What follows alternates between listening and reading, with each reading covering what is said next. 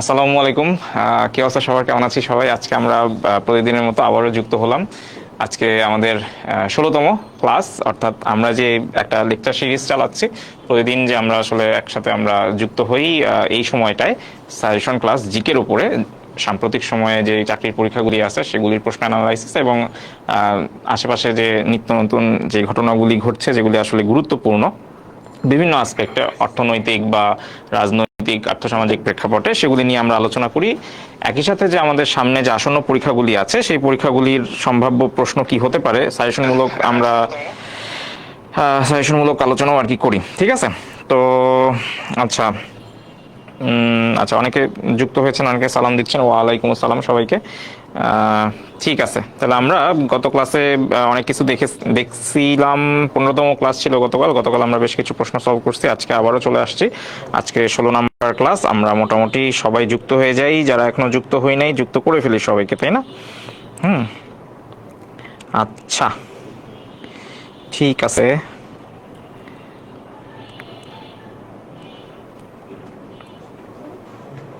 আচ্ছা, ওকে। হ্যাঁ, thank you. Rajib যুক্ত হয়েছেন, প্রক্সিমা, হ্যাঁ, ওয়ালাইকুম আসসালাম, আরোহী। আচ্ছা, তো আমরা সবাই মোটামুটি যুক্ত হয়ে গেছি, তো চলেন আমরা শুরু করে দিই। হ্যাঁ, আজকে আমরা শুরু করে দিই, সবাই যুক্ত হোক। যারা যুক্ত হয় নাই তারা আশা করি যুক্ত হয়ে যাবে, না হলে আমরা তাদেরকে একটু যুক্ত করে ফেলি। ঠিক আছে? ওকে, আমরা প্রথম যে কোশ্চেনটা এখানে পাচ্ছি, দেখেন। প্রথম প্রশ্নটা চলেন আমরা একটু কথাবার্তা বলি, ততক্ষণে সবাই চলে আসুক। আচ্ছা, তো আশা করি সবাই ভালো আছি আমরা। হ্যাঁ, ভালো আছি ইনশাল্লাহ, আলহামদুলিল্লাহ আর কি, ভালো আছি। ঠিক আছে, আশা করি আপনারাও ভালো আছেন। আমরা প্রথম প্রশ্নটা দেখি। ঠিক আছে, প্রথম প্রশ্নটা কি দেখেন, বলছি যে দিয়াউ বা সেনকাকু। ঠিক আছে, দুইটা একই দ্বীপ, বাট বেসিক্যালি এখানে একটু বলে নেই, এই যে নামটা, এই নামটা প্রচলিত হচ্ছে চীনে, এবং এই যে সেনকাকু এইটার নাম, এটা আর কি প্রচলিত নাম, এটা কোথাকার? জাপানে। জাপানে আর কি, মানে দ্বীপ আসলে একটাই। চায়নাতে সেটাকে বলে হচ্ছে দিয়াউ, আর জাপানে বলে হচ্ছে সেনকাকু। ঠিক আছে, তো দিয়াউ বা সেনকাকু দ্বীপ নিয়ে বিরোধ কোন দুই দেশের? ঠিক আছে, তো আমরা বিগত ক্লাসগুলোর ধারাবাহিকতায় আমরা এই টপিকগুলো নিয়ে পড়ালেখা একটু কন্টিনিউ করতেছি। তো এবং এই প্রশ্নগুলো আসলে আমরা দেখি যে বিভিন্ন চাকরির পরীক্ষায় আসে, এবং এই প্রশ্নটা দেখেন, এটা কোথায় আসছে? ব্রারে আসছে। বলেন তো ব্রার মানে কি? এটা একটু দেখি তো, এইটা কেউ বলতে পারি কিনা। থ্যাংক ইউ হাসিবুল, ব্যাখ্যামূলক আলোচনা ভালো লাগে, থ্যাংক ইউ। আচ্ছা, হ্যাঁ, এখন আমি কিন্তু অলরেডি এটা অ্যান্সার করে দিয়েছি। দেখেন, দিয়াউ এটা কোথায় এই নামে ডাকা হয়? চীনে। সেনকাকু কোথায় ডাকা হয়? জাপানে। তাহলে আমার অবভিয়াস অ্যান্সার কি? অবভিয়াস অ্যান্সার হচ্ছে চীন আর জাপান। ঠিক আছে, চীন আর ভিয়েতনাম, এদের মাঝখানেও আসলে মারামারি হিস্ট্রি আছে, যেটা আমরা পরবর্তীকালে জানবো। কারণ আমরা জানি যে চীনের ঠিক নিচেই, চীনের বর্ডারের ঠিক সাথেই হচ্ছে ভিয়েতনাম। যদি গতকালকের ক্লাস আপনারা করে থাকেন, তাহলে আমি নিশ্চয়ই আপনাদেরকে বলছিলাম যে ভিয়েতনাম হচ্ছে ফ্রেঞ্চ ইন্দো চায়নার যে তিনটা দেশ ছিল তাদের একটা। ফ্রেঞ্চ ইন্দো চায়না, মনে আছে? French Indo China, French Indo চায়নাতে আরো দুইটা দেশ কে ছিল? এই ভিয়েতনামের সাথে ছিল হচ্ছে লাওস এবং কি কম্বোডিয়া। গত ক্লাসে কিন্তু আমরা পড়ছিলাম। তো চায়না চেষ্টা করছে তাদের দেশের সাথে, যেহেতু বর্ডার শেয়ার করে ভিয়েতনাম, এটাও দখলে রাখতে, বাট বিভিন্ন সময়ে সেটা আসলে হয়ে ওঠে নাই। এবং ভিয়েতনাম আসলে একটা লম্বা সময় ধরে ব্রিটিশদের অধীনে ছিল। পরবর্তীকালে এইটা দ্বিতীয় বিশ্বযুদ্ধের সময় জাপান দখলে নেয়, এবং আসলে একটা দ্বিতীয় বিশ্বযুদ্ধে যখন আসলে জাপান দখলে নেয়, দ্বিতীয় বিশ্বযুদ্ধে যখন জাপান পরাজিত হয়, তখন ভিয়েতনাম আসলে আবার কিছু যুদ্ধে জড়িয়ে পড়ে থাইল্যান্ড বা অন্যান্য পার্শ্ববর্তী দেশের সাথে, পরবর্তী স্বাধীন হয়। এগুলো আমরা পরে ডিটেলসে জানবো। ঠিক আছে? হ্যাঁ, ভেরি গুড। আচ্ছা, থ্যাংক ইউ দীপু। ধৈর্যের ফল কিন্তু সবসময় ভালো হয়। হ্যাঁ, সে অনেক অপেক্ষা করতে করতে। আচ্ছা, যেই হোক, এইটা তো 16 নাম্বার ক্লাসই মনে হয়, তাই না? এই যে জিকে সাজেশন ক্লাস 16, 16ই তো লেখা আছে। কোথাও কি কোনো সমস্যা হয়েছে? একজন জিজ্ঞেস করছে 16 হবে না? 16, হ্যাঁ, 16 নাম্বার ক্লাস। ঠিক আছে, আচ্ছা। তাইলে এই যে ভিয়েতনামের সাথে লাওস আর কম্বোডিয়া, এই তিনটা দেশ মিলে তখন বলা হইতো যে ফ্রেঞ্চ ইন্দো চায়না। এটা মনে হয় আমি একটু আগে বলে ফেলছিলাম যে ব্রিটেনের উপনিবেশ ছিল। ওইটা একটু আমি কারেকশন করি। ভিয়েতনাম, লাওস, কম্বোডিয়া, এই তিনটা দেশকে কি বলা হচ্ছে? French Indo China. এটা আসলে কাদের উপনিবেশ ছিল? ফ্রান্সের উপনিবেশ ছিল। হ্যাঁ, সরি ফর দ্যাট। কার উপনিবেশ ছিল? ফ্রান্সের উপনিবেশ ছিল। যে নামটা দেখেন, ফ্রেঞ্চ ইন্দো চায়না। তো চীন জাপান আমরা বুঝে ফেলছি। জাপান রাশিয়ার মধ্যে যুদ্ধ হয়েছে, এটা আমরা পরে আলোচনা করব। রাশিয়া চীনের ব্যাপারেও আমরা পরে স্লাইডে পাবো কথাবার্তা। ঠিক আছে, চলেন নেক্সট প্রশ্নে যাই। নেক্সট প্রশ্নে যাওয়ার আগে জাস্ট একটু ঝটপট আমরা একটু আলোকপাত করি কি ঘটনা ঘটছে, ছবিটা দেখলে আমাদের মনে থাকবে। এই যে আমাদের চায়না, এই যে হইল জাপান, ঠিক আছে, এবং এই যে জায়গাটা, হ্যাঁ এই যে জায়গাটা দেখতেছেন রেড মার্ক করা, এইখানেই আসলে কি আমার ওই যে সেনকাকু দ্বীপ, ঠিক আছে। গত কয়েকদিন আগে একটা ক্লাসে মনে হয় একটা প্রশ্ন ছিল যে রাশিয়ার বর্তমান প্রেসিডেন্ট নাম কি, তো একজন কমেন্টে অ্যান্সার করছিল পুতিন কাকু। হ্যাঁ আমি জানি না পুতিন কাকু নামে কোনো দ্বীপ আছে কিনা, বাট আজকে আমরা কথা বলতেছি সেনকাকু দ্বীপ নিয়ে। এবং মজার বিষয় হচ্ছে দেখেন এইখানে এই যে দ্বীপটা আছে, এইখানে যে সেনকাকু দ্বীপ আছে বা দিয়াউ দ্বীপ আছে, এটার আরেক ভাগিদার চলে আসছে, সে হচ্ছে কি তাইওয়ান, ঠিক আছে, 1 2 3, হ্যাঁ তাহলে 3 জন, তো এটা কি সতীন বলে না নাকি জানি বলে, তাই না? জাপান, চায়না, তাইওয়ান, 3 জন মিলে হচ্ছে একটা দ্বীপ নিয়ে তারা আসলে মারামারি করতেছে। তো আমাদের প্রশ্ন ছিল হচ্ছে যে কোন দুইটা দেশের মধ্যে, তো বেসিক্যালি চায়না আর জাপানই হচ্ছে সবচেয়ে বড় দাবিদার, বাট এখানে ছোট্ট করে তাইওয়ানও মাথা চারা দিয়ে উঠতেছে। মাথা ব্যথার কারণ হচ্ছে তারাও আসলে এটা দাবি করতেছে, কারণ আপনি যদি একটু ভালো করে দেখেন চীনের সীমান্ত থেকে হচ্ছে 330 কিলোমিটার দূরে, জাপানের এই যে এখানে যে নাহা যে আইল্যান্ডটা আছে বা রুকু আইল্যান্ড আছে, এখান থেকে 410 কিলোমিটার দূরে, এবং তাইওয়ান থেকে মাত্র 170 কিলোমিটার দূরে। ওকে, তো এবং এইখানে দেখেন লেখা আছে যে এই যে জেপিএন মানে হচ্ছে জাপান, এখানে জাপানের সেনকাকু নামে পরিচিত। পিআরসি মানে হচ্ছে পিপলস রিপাবলিক অফ চায়না। আমরা গত ক্লাসে পড়ছিলাম যে পিপলস রিপাবলিক অফ চায়না হিসেবে চায়না প্রতিষ্ঠা লাভ করে কবে, মনে আছে? বলছিলাম কবে, আমরা মনে আছে কিনা যে 1 অক্টোবর 1949, মনে আছে যে মাও সেতুং যিনি কিনা চীনের সমাজতান্ত্রিক বিপ্লবের নেতৃত্ব দেন, উনি 1949 সালের 1 অক্টোবর সমাজতান্ত্রিক বিপ্লবের প্রতিষ্ঠাতা বা হচ্ছে এই যে পিপলস রিপাবলিক অফ চায়না এর প্রতিষ্ঠাতা। এবং আমরা জানি গত ক্লাসে পড়ছিলাম যে চায়নার তাইওয়ানের মধ্যে একটা ঝামেলা চলতেছে। চায়না বলে তাইওয়ান আমাদের অংশ, তাইওয়ান বলে তারা নিজেরা একটা স্বতন্ত্র রাষ্ট্র বা স্বাধীন রাষ্ট্র। তো তাইওয়ানকে আসলে তারা নিজেরা যেটা বলে যে তারা আসলে কি রিপাবলিক অফ চায়না, সংক্ষেপে কি আরওসি।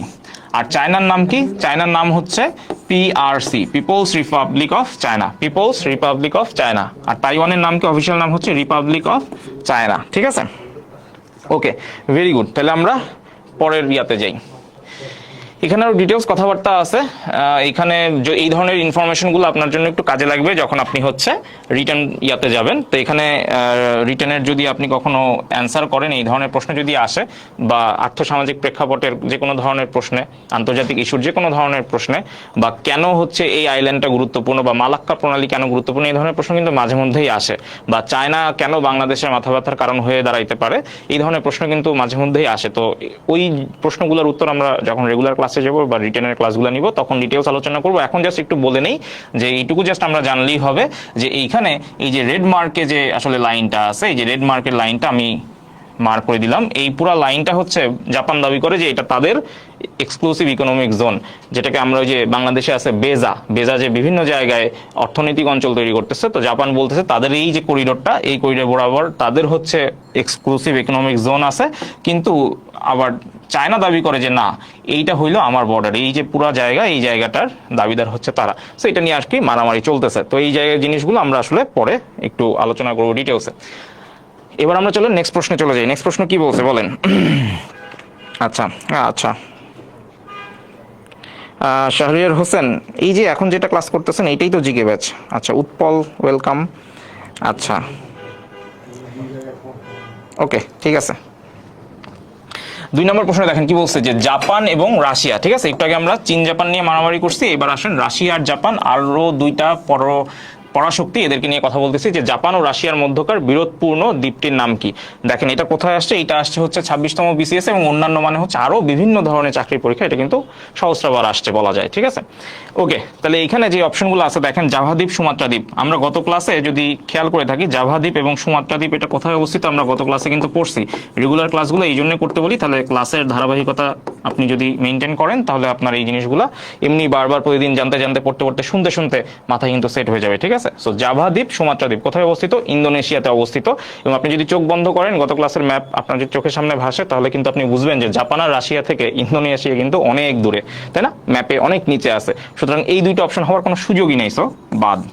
এখন নেক্সট আমরা কই যাব? নেক্সট যাব হচ্ছে ফিলিপাইন দ্বীপপুঞ্জ। আপনি খুব ভালো করে বুঝতে পারতেছেন ফিলিপাইন দ্বীপপুঞ্জ কোথায়, জাস্ট জাভা দ্বীপ, সুমাত্রা দ্বীপ বা ইন্দোনেশিয়ার ঠিক পাশেই হচ্ছে, বা একটু উপরে, আমরা একটু পরে ম্যাপ দেখবো, মন খারাপ করার কিছু নেই। ইন্দোনেশিয়ার ঠিক পাশেই হচ্ছে আমার কি ফিলিপাইন দ্বীপপুঞ্জ।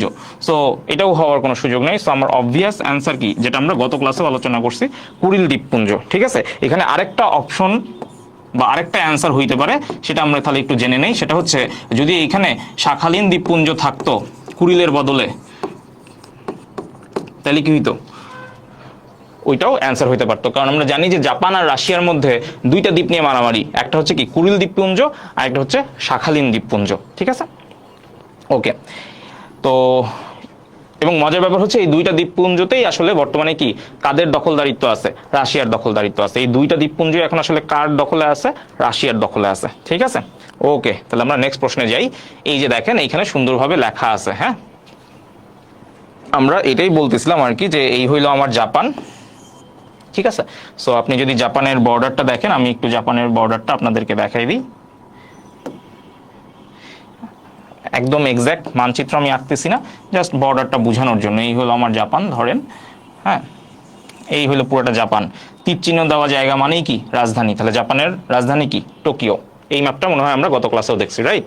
আচ্ছা, গত ক্লাসে আমরা শিখছিলাম যে দুইটা ল্যান্ডকে একসাথে করতেছে, হ্যাঁ, সরি, দুইটা ল্যান্ডকে আলাদা করতেছে, দুইটা ভূখণ্ডকে পৃথক করতেছে, কিন্তু দুইটা জলরাশিকে একসাথে করতেছে। তাইলেই আমরা কি পাই, প্রণালী পাই। তাহলে এখানে দেখেন একটা প্রণালী আছে, লা পারুজ প্রণালী। ঠিক আছে, এটা কখনো পরীক্ষায় আসে নাই, বাট আপনি এই মানচিত্রটাতে যেহেতু এটা আছে, জাস্ট আমি একটু বলে দিলাম।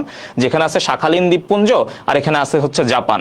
তাহলে শাখালীন দ্বীপপুঞ্জ আর হচ্ছে জাপান, এই যে দুইটা ল্যান্ড, শাখালীন দ্বীপপুঞ্জ একটা স্থল বেষ্টিত ভূখণ্ড, জাপানও একটা ভূখণ্ড, এই দুইটাকে আলাদা করছে এবং দুইটা জলরাশিকে কি করছে, একসাথে করছে। অর্থাৎ এই যে জাপান সাগর এবং এই যে ওখোতস্ক সাগর, এই দুইটা সাগরকে একসাথে করছে এবং শাখালীন দ্বীপপুঞ্জ এবং জাপানকে আলাদা করছে কি, এই যে লা পারুজ প্রণালী। ঠিক আছে, তো যেটা আর কি আমরা বলতে যাচ্ছিলাম যে এই যে এখানে দেখেন কুরিল আইল্যান্ড আছে, এইখানে দেখেন এই যে এটা হচ্ছে আমার কুরিল আইল্যান্ড, আর এই যে আমার এখানে আছে হচ্ছে শাখালীন দ্বীপপুঞ্জ। ঠিক আছে, এটা হচ্ছে কি কুরিল, আর এটা হচ্ছে শাখালীন।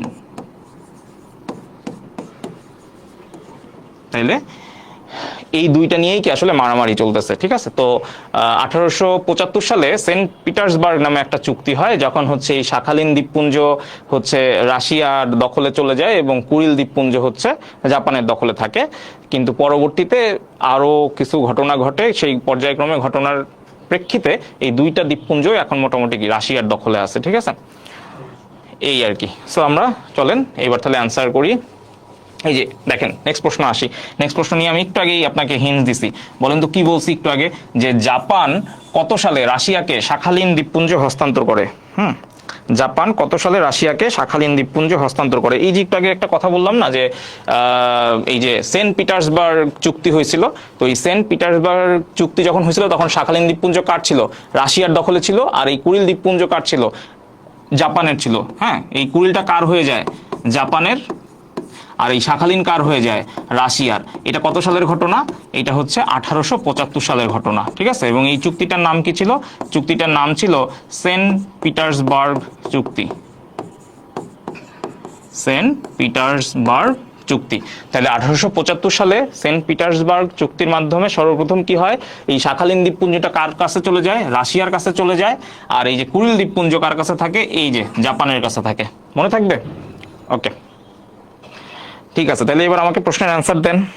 এবার আমাকে প্রশ্নের অ্যান্সার দেন যে জাপান কত সালে, হ্যাঁ, জাপান কত সালে রাশিয়াকে শাখালীন দ্বীপপুঞ্জ হস্তান্তর করে? তাহলে অ্যান্সার কি হবে? অবশ্যই 1875 সালে। ঠিক আছে, বাকি অপশনগুলো কেন দিছি? বাকি অপশনগুলো দেওয়ার কারণ হচ্ছে দেখেন 1904 সালে প্রথম রাশিয়া এবং জাপান যুদ্ধে জড়ায়, যেটাকে বলে রুশো জাপানিজ ওয়ার। ঠিক আছে, এবং যখন যুদ্ধ হবে স্বাভাবিকভাবেই কেউ না কেউ তো জয়ী থাকবে। তো জয়ী কে হয়? শেষ হাসি কে হাসে? জাপান। ঠিক আছে, এই যুদ্ধে কে জয়ী হয়? এই যুদ্ধে জয়ী হয় কে? জাপান। ঠিক আছে, তো প্রথম রাশিয়া আর জাপান যুদ্ধে জড়ায় কবে? 1904 সালে, এবং সেই যুদ্ধে কে জয়ী হয়? জাপান জয়ী হয়। তাহলে এবার একটু বুদ্ধি করে বলেন তো, যেহেতু জাপান জয়ী হয় তখন কি শাখালীন দ্বীপপুঞ্জ আর রাশিয়ার কাছে থাকে? রাশিয়ার কাছে কিন্তু থাকে না। তো শাখালীন দ্বীপপুঞ্জর তখন যে দক্ষিণ অংশ ছিল, অর্থাৎ শাখালীন দ্বীপপুঞ্জের এই যে নিচের যে অংশটা আছে, অর্থাৎ এতটুকু জায়গা আমি যে মার করে দিতেছি, এই এতটুকু জায়গা হচ্ছে জাপান দখলে নিয়ে নেয়। ওই যুদ্ধে যখন জাপান জয়লাভ করে তখন তাদের মধ্যে একটা সমঝোতা হয় এবং সেইখানে এই শাখালীন দ্বীপপুঞ্জের যে দক্ষিণ অংশ এটা জাপান দখল পায়। কিন্তু দ্বিতীয় বিশ্বযুদ্ধের পর জাপান যখন দ্বিতীয় বিশ্বযুদ্ধে পরাজিত হয় তখন আবারও কি রাশিয়া 2টা দ্বীপপুঞ্জই দখলে নিয়ে নেয়। ঠিক আছে, ওকে, নেক্সট প্রশ্নে যাই। জাপান কত সালে রাশিয়ার সাথে যুদ্ধে লিপ্ত হয়? তাহলে এবার বলেন তো এটার অ্যান্সার কি হবে? অলরেডি আমরা এটা অ্যান্সার দিয়ে ফেলছি, ঝটপট বলেন। থ্যাংক ইউ সৌরজিৎ, আপনারা আসলে ওই আন্তর্জাতিক জিকের জন্য সেরা স্টুডেন্ট, এই জন্যই আর কি। না, এটা কোনো পুরাতন ক্লাস না। এই নাইম হোসেন আসলে উনি প্রত্যেকদিন এসে আমাকে টেস্ট করে যে আমি লাইভে আসো আদৌ আছে কি না। হ্যাঁ, এই প্রত্যেকদিন টেস্ট করে নাইম হোসেন। এই যে আমি আপনার কমেন্ট পড়ছি, এটা কি পুরাতন ক্লাস? অথবা উনি হয়তো টেকনিক খাটায় যে যেন তার নাম পড়া হয়, তার কমেন্ট পড়া হয়। ঠিক আছে, আপনি জোস, আপনি শের, আপনি অস্থির। ওকে, ঠিক আছে, আমি লাইভ ক্লাস নিচ্ছি আজকে। তো মানে ইয়াও কস্টিউমও আলাদা, এইভাবেও তো বুঝতে পারার কথা। আচ্ছা, জাপান কত সালে রাশিয়ার যুদ্ধে লিপ্ত হয় বলেন? এটা একটু আগে অ্যান্সার করছে, রাইট? ধনঞ্জয় সবার আগে অ্যান্সার করছে, ভেরি গুড। তাহলে অ্যান্সার কি? অ্যান্সার হইতেছে 1904। জোস, আয় হায়, সব পারতেছে, মানে প্রশ্ন বলে শেষ করার আগেই দেখি অ্যান্সার চলে আসতেছে। আচ্ছা, এখন আপনি হয়তো বলবেন যে তাহলে 1931 সালে কি হয়েছে? 1931 সালে অবশ্যই এই জাপান আর রাশিয়ার মধ্যে কিছু একটা ঘটছে বলেই তো আমি পরপর 2টা প্রশ্নে 1931 রাখছি। কেন রাখছি বলেন তো? কারণ 1931 সালে জাপান হচ্ছে, আমি গত ক্লাসেও বলছিলাম যে 1931 সালে জাপান চীনের একটা অঞ্চল দখল করে, যেটার নাম হচ্ছে মাঞ্চুরিয়া।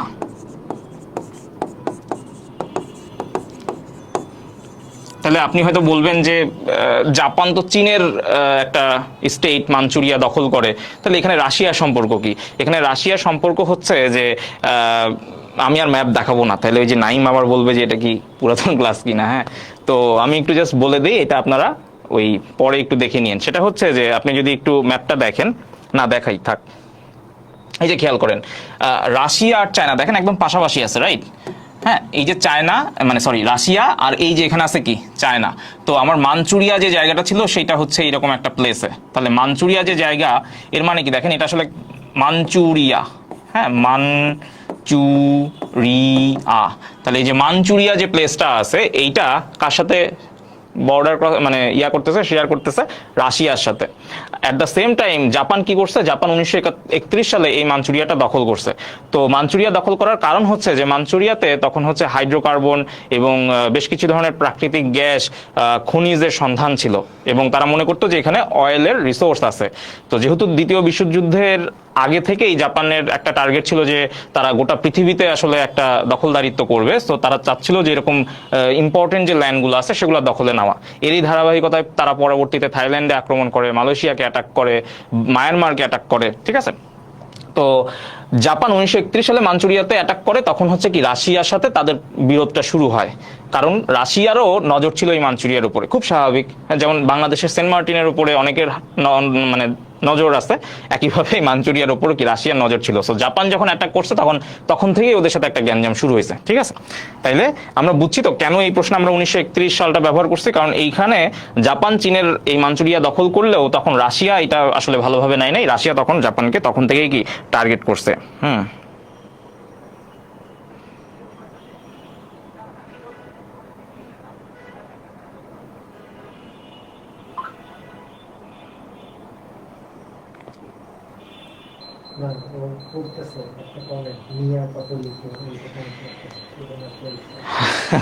হ্যাঁ, আমি এটা আসলে বুঝতেছি না।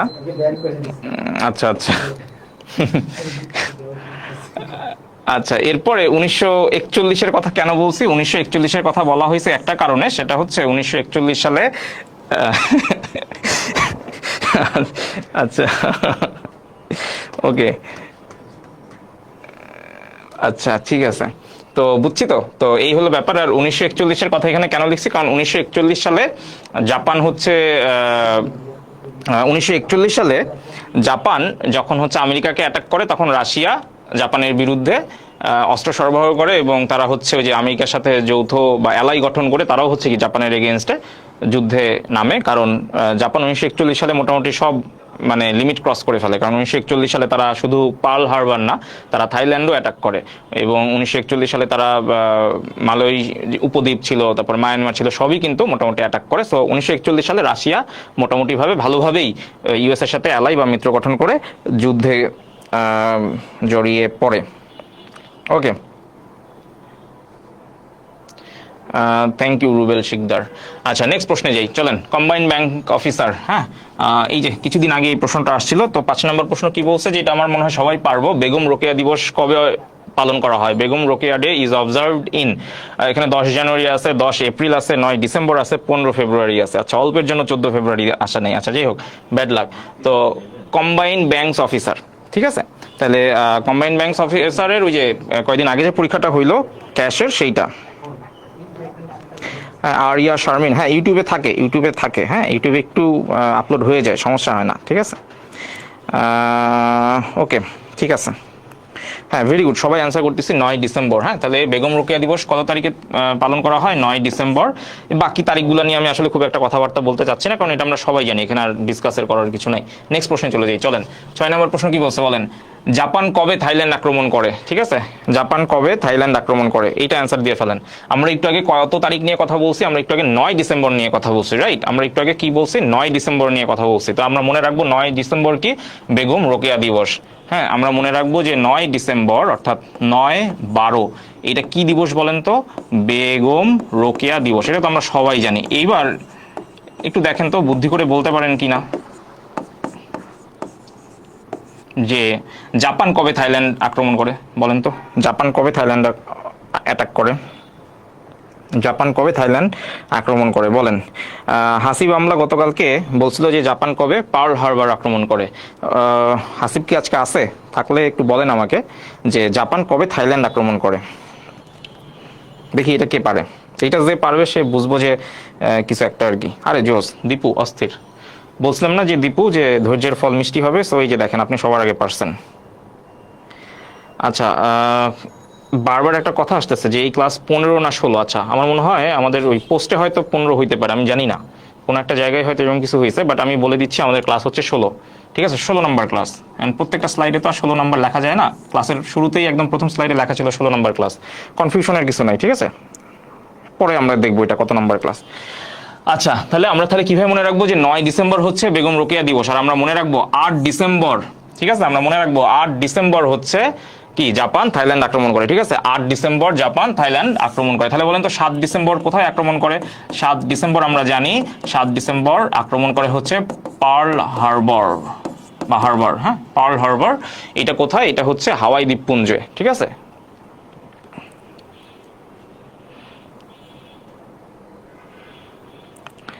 আচ্ছা, 9 আগস্ট 1945 না। এখন আপনারা বলবেন যে 6 আগস্ট এবং 9 আগস্ট এগুলার কাজ, এগুলোর অবশ্যই কাজ আছে। এগুলার কাজ হচ্ছে 6 আগস্ট 1945 এবং 9 আগস্ট 1945, এগুলোর অবশ্যই কাজ আছে। আপনি মনে রাখবেন 9, হ্যাঁ 9 থেকে আপনি মনে রাখবেন, 9 থেকে মনে রাখবেন নাগাসাকি, নাগাসাকি, হ্যাঁ 9 লিখতেও দন্তের ন লাগে, নাগাসাকি লিখতেও দন্তের ন লাগে। তা আপনি মনে রাখবেন যে নাগাসাকিতে, হ্যাঁ ওই যে মনে আছে পারমাণবিক বোমা যে ফেলা হয় দ্বিতীয় বিশ্বযুদ্ধে, জাপানে যে পারমাণবিক বোমা ফেলা হয় সেটা নাগাসাকিতে ফেলা হয় কত তারিখে? ওই যে না 9-এর নাগাসাকি, ওখান থেকে 9 আগস্ট 1945, ঠিক আছে। এবং না থেকে আরেকটা জিনিস মনে রাখবেন, না থেকে আরেকটা জিনিস মনে রাখবেন যে এই যে ন বা 9-এর দন্তের ন অথবা নাগাসাকির দন্তের ন,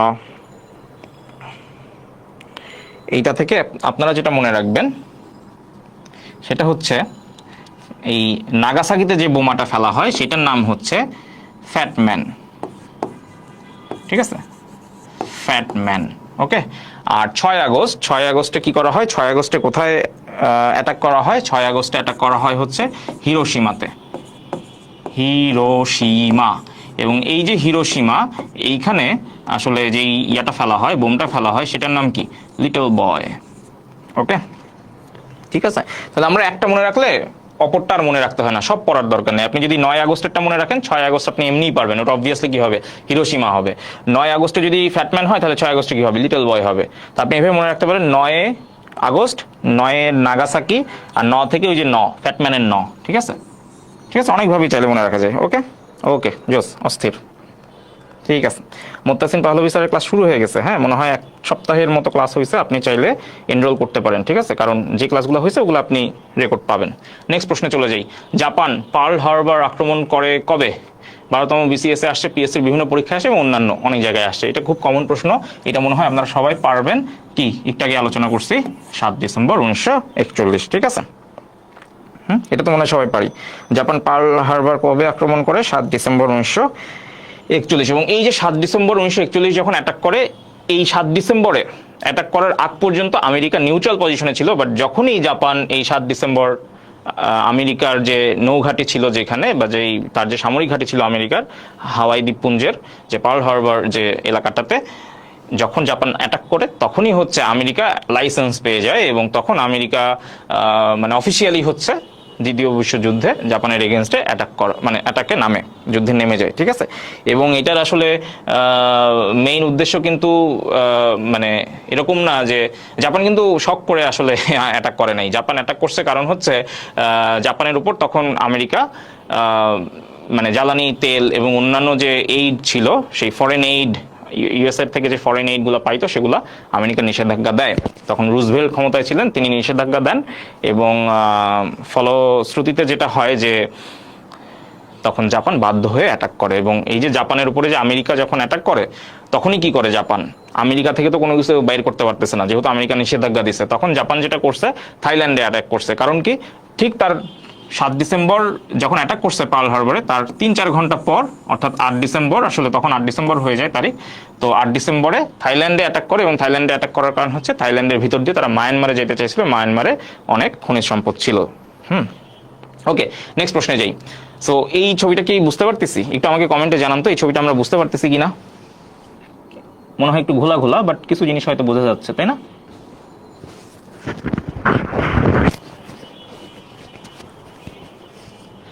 আচ্ছা, এখানে খুব বেশি কিছু কথা বলবো না আমি। বেসিক্যালি এখানে যেটা হয়েছে ব্যাপারটা অনেকটা এরকম যে এই ছবিটাতে আসলে যে হালকা ইয়া করা, মানে হলুদ হলুদ যে জায়গাগুলো আছে, এই পুরা জায়গাগুলাই কি হয়ে গেছে, জাপানের মানে দখলে ছিল। এবং জাপানের যে দখল ছিল, আপনি দেখেন যে নীল কালিতে যে অ্যারোগুলো আছে, সেই অ্যারোগুলো দিয়ে বোঝানো হচ্ছে যে কোথায় কোথায় অ্যাটাক করা হয়েছে, মানে জাপানের এগেনস্টে অ্যাটাক করা হয়েছে। এবং জাপান বেসিক্যালি কোথায় অ্যাটাক করছে, জাপান অ্যাটাক করছে এই যে এই জায়গা, এই যে দেখেন হাওয়াই দ্বীপপুঞ্জ, এখানে লেখা আছে পার্ল হারবার, তারিখ কত, ডিসেম্বর 7, 1941। ঠিক আছে, আর এখানে কি আছে, যে দেখেন গত ক্লাসে আমরা পড়ছিলাম, মনে আছে কিনা জানি না আপনাদের মনে আছে কিনা, গত ক্লাসে আমরা পড়ছিলাম যে ডাচ ইস্ট ইন্ডিজ বা নেদারল্যান্ডস ইস্ট ইন্ডিজ, মনে আছে? তো এই যে এটা হচ্ছে কি, ওই যে ডাচদের অধীনে ছিল ইন্দোনেশিয়া, মনে আছে? গত ক্লাসে পড়ছিলাম। হ্যাঁ, আচ্ছা, এই যে দেখেন এখানে আছে ফিলিপাইন আইল্যান্ড। এই ফিলিপাইন আইল্যান্ড দেখেন হলুদ হলুদ মার্কে আছে, হলুদ হলুদ কালারে আছে। তো এই হলুদ হলুদ কালার মানে কি, এই ফিলিপাইনও কার দখলে ছিল? সবটাই জাপানের দখলে ছিল। এই যে রেড মার্কে আপনি যা দেখতেছেন, এই সবটাই কি, সবটাই হচ্ছে জাপানের দখলে ছিল। কি একটা মানে পরাশক্তি ছিল জাপান, বাট আনফরচুনেটলি পরে তো আসলে ইতিহাস হয়ে গেল।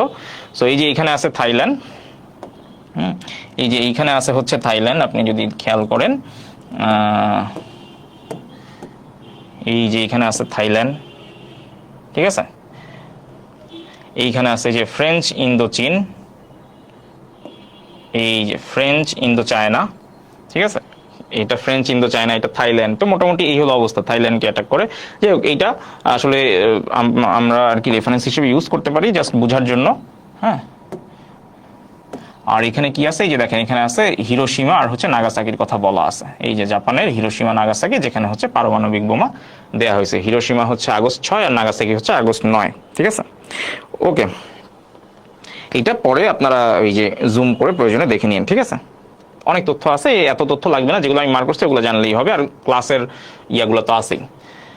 আচ্ছা, এইটা হচ্ছে যে যেটা বলতেছিলাম যে জাপান কি করছিল, জাপান এই যে ব্রিটিশদের যে উপনিবেশ ছিল, অর্থাৎ মালয়া উপদ্বীপ, যেটা ব্রিটিশদের উপনিবেশ ছিল, সেটাতে অ্যাটাক করে। এবং অ্যাটাক করে কোথায় যায়, এই যে থাইল্যান্ডে যায়। থাইল্যান্ডে গিয়ে এরপর আবার উপরে মায়ানমার আছে, মায়ানমারে অ্যাটাক করতে চায়। এই যে এই ছবিটা যদি দেখেন, এই যে এখানে দেখলে ভালো করে বুঝবেন। ঠিক আছে, দেখেন এখানে কে আছে বলেন তো, এইখানে আছে হচ্ছে মালয়েশিয়া। হ্যাঁ, থাইল্যান্ডকে কবে অ্যাটাক করে, থাইল্যান্ডকে অ্যাটাক করে হচ্ছে পার্ল হারবারকে অ্যাটাক করার ঠিক পরের দিন, তাই না? এই থাইল্যান্ডকে কবে অ্যাটাক করে, পার্ল হারবারকে অ্যাটাক করে ঠিক পরের দিন, অর্থাৎ 8 ডিসেম্বর। এবং এখানে কেন অ্যাটাক করে, কারণ হচ্ছে এই মালয়েশিয়াতে হচ্ছে প্রচুর ওই যে আমার রাইস বা রাবার এগুলো পাওয়া যায়। তো এগুলা হচ্ছে মানে যুদ্ধে তো আসলে সবকিছুই লাগে। তো এই ধরনের কিছু ম্যাটেরিয়ালসের জন্য তারা হচ্ছে, মালয়েশিয়া তখন অনেক রিচ একটা কান্ট্রি ছিল, তো মালয়েশিয়াকে অ্যাটাক করে। এবং এই মালয়েশিয়াকে অ্যাটাক করে তার হচ্ছে এই যে থাইল্যান্ডে ঢুকে, এই যে থাইল্যান্ড, ঠিক আছে, মানে এই যে এখানে থাইল্যান্ড। তো এই যে থাইল্যান্ড যে এখানে শুরু হয়েছে, এই থাইল্যান্ডের ভিতর দিয়ে তারা যাইতে চাইছিল মায়ানমারে, বাট এইটাই থাইল্যান্ড কি করছে, থাইল্যান্ড তাদেরকে বাধা দিছে। তো থাইল্যান্ড যখন বাধা দেয় তখন দেখা যাচ্ছে যে থাইল্যান্ড প্রথমে দেখলো যে আমি আসলে জাপানের সাথে পারবো না, তখন থাইল্যান্ড যেটা করে তারা আসলে জাপানের সাথে এক হয়ে যায়। এবং এক হওয়ার কারণ হচ্ছে ওরা ভাবছিল এই যে আমার কম্বোডিয়া, লাওস আর হচ্ছে ভিয়েতনাম, যেটাকে আমরা বলছি ফ্রেঞ্চ ইন্দো চায়না, থাইল্যান্ড ভাবছিল এই তিনটা যে জায়গা আছে, এই তিনটা জায়গা তারা কি করবে, ফ্রান্সের উপনিবেশ থেকে নিজের কাছে নিয়ে আসবে। এই জন্য তারা জাপানের সাথে তখন কি হাত মিলায় এবং জাপানকে তখন প্যাসেজ দেয় যে তুমি যাও মায়ানমারে যাও, হ্যাঁ মায়ানমারও দখল করো। বাট আলটিমেটলি থাইল্যান্ড, জাপান এরা হচ্ছে খুব একটা আসলে করতে পারে নাই। আসলে খুব একটা উপকার হয় নাই, কারণ রাশিয়া আমেরিকার সাথে তারা পেরে ওঠে নাই। তো থাইল্যান্ডকে বলা হয় যে এই যে ফ্রান্সের বিরুদ্ধে যে তারা যুদ্ধ করছে, এই জন্য থাইল্যান্ডকে বলা হইতো যে এশিয়ার ইটালি। কারণ আপনি যদি খেয়াল করেন সেটা হচ্ছে যে দ্বিতীয় বিশ্বযুদ্ধে জাপানের সাথে কে ছিল, জাপানের সাথে ছিল জার্মানি, জাপানের সাথে ছিল ইটালি। তো এই জার্মানি আর ইটালি তারা কৌশলগতভাবে অনেক ভালো একটা ভূমিকা পালন করছে। ইনফ্যাক্ট ইটালি ছিল একদম ফ্রান্সের পাশেই। সুতরাং ইটালি দ্বিতীয় বিশ্বযুদ্ধে যেভাবে ফ্রান্সকে আসলে চেপে ধরছে, ফ্রান্সের গলা চেপে ধরছে, যেটা জাপানের জন্য অনেক হেল্পফুল ছিল, জাপানের জন্য অনেক আসলে উপকারী ছিল। সো ঠিক ওই কাজটাই এখানে থাইল্যান্ড করছে, ঠিক ওই কাজটা এখানে থাইল্যান্ড করছে। কি করছে থাইল্যান্ড হচ্ছে এই যে আশেপাশে যারা ছিল, এই যে যেগুলো ফ্রান্সের উপনিবেশ ছিল, এইখানে তারা কি করছে, জাপানকে সহায়তা দিচ্ছে যে তুমি এদের ভিতরে যাও, আমি এই প্যাসেজ দিচ্ছি, তুমি অ্যাটাক করো। সো ফ্রান্সের উপনিবেশ থেকে লাওস, ভিয়েতনাম, কম্বোডিয়াকে বের করে আনা মানে কি থাইল্যান্ড কি ওইদিকে কিছু জায়গা নিয়ে নিতে পারবে, যেটা থাইল্যান্ড ফ্রান্সের কাছ থেকে হারাইছিল, যেটাকে বলা হয় ফ্রাঙ্কো থাই ওয়ার। থাইল্যান্ড আর ফ্রান্সের মধ্যেও যুদ্ধ হয়েছিল এই যে এই জায়গাগুলো নিয়ে, ঠিক আছে। যাই হোক, ওগুলো আমরা পরে ডিটেলস জানবো, ঠিক আছে। তো এই গল্পগুলো একটু আমরা মনে রাখবো, হ্যাঁ। ওকে, নেক্সট প্রশ্নে যাই। আচ্ছা, এটা তেমন কিছু না, এখানে খালি একটা জিনিস আমার বোঝানোর ছিল একটু আগে, যে কথাটা আমি অলরেডি বলছি। এই যে এখানে আছে প্যারিস, দেখেন এইখানে আছে কি জার্মানি, আর এই যে এখানে আছে ইটালি। অর্থাৎ দেখেন এই যে প্যারিসের বর্ডার যদি আপনি খেয়াল করেন, একদম ইটালির সাথে বর্ডার কিন্তু শেয়ার হয়, ঠিক আছে। তো এই জন্যই বলছিলাম ইটালি কিন্তু এই ফ্রান্সের এগেনস্টে বেশ ভালো একটা ভূমিকা পালন করছিল, যেটা এশিয়াতে কে কাজ করছে, থাইল্যান্ড। এখানে ইটালি ফ্রান্সের এগেনস্টে জাপানকে যেভাবে সাহায্য করছে, ঠিক একই কাজটা, সেই একই কাজটা কে করছে, এই যে থাইল্যান্ড। এখানে তো ফ্রান্স নাই, বাট এখানে কে আছে, ফ্রেঞ্চ ইন্দো চীন আছে বা ফ্রেঞ্চ ইন্দো চায়না আছে, হ্যাঁ। এটাকে বলা হয়তো কি আউটার ফ্রান্স, আর মানে এই যে লাওস, কম্বোডিয়া আর ভিয়েতনাম, এই টোটাল জায়গাটা যেহেতু ফ্রান্সের উপনিবেশ ছিল, এটাকে বলা হয়তো আউটার ফ্রান্স বলা হয়তো বা ফ্রেঞ্চ ইন্দো চায়না বলা হয়তো। আর ইউরোপের যে ফ্রান্সটা ছিল, এই যেখানে প্যারিস, মানে এটা তো অবশ্যই ফ্রান্সের মানচিত্র দেখতেছেন, এটাকে বলা হয়তো ইউরোপিয়ান ফ্রান্স, হ্যাঁ, এই আর কি, ঠিক আছে। তাহলে এবার চলেন আমরা প্রশ্নের আনসার করে ফেলি ঝটপট। কি বলছে, দ্বিতীয় বিশ্বযুদ্ধে থাইল্যান্ডের ভূমিকাকে কোন দেশের সাথে তুলনা করা হয়? এই যে অ্যান্সার দেন, আমি এটা একটু আগে কথা বলছি, ঝটপট বলে ফেলেন তো। দ্বিতীয় বিশ্বযুদ্ধে থাইল্যান্ড এর ভূমিকাকে কোন দেশের সাথে তুলনা করা হয়? বলেন তো থাইল্যান্ড কোন দেশের মতো করে? এখানে আছে হচ্ছে, মানে বেসিক্যালি থাইল্যান্ড কাকে সাহায্য করে, জাপানকে, তাই না? মনে আছে জাপানকে সাহায্য করে। এবং জাপানকে কিভাবে সাহায্য করে?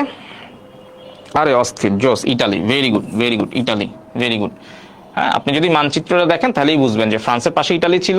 ইটালি যেমন মানে ফ্রান্সকে অ্যাটাক করে ফেলছে, ঠিক তেমনি থাইল্যান্ডের পাশে তিনটা দেশ ছিল যেগুলো ফ্রান্সের উপনিবেশ ছিল, সেখানেও ফ্রান্সকে কি কোঅপারেট করে নাই, বরং জাপানকে কোঅপারেট করছে। এই জন্যই থাইল্যান্ডকে বলা হয় এশিয়ার ইটালি, ঠিক আছে।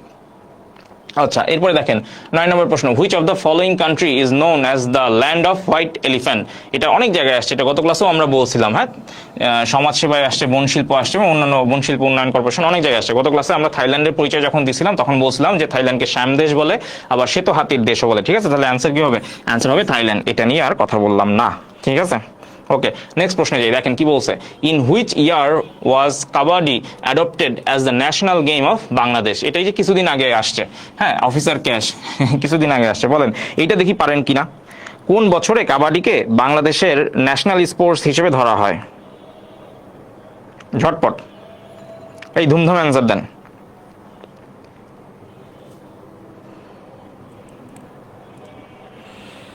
হ্যাঁ, আচ্ছা, সবাই থাইল্যান্ড লিখতেছে, হ্যাঁ ওটা তো হয়েছেই, ভেরি গুড। এবার আমরা এইটা অ্যান্সার করে ফেলি,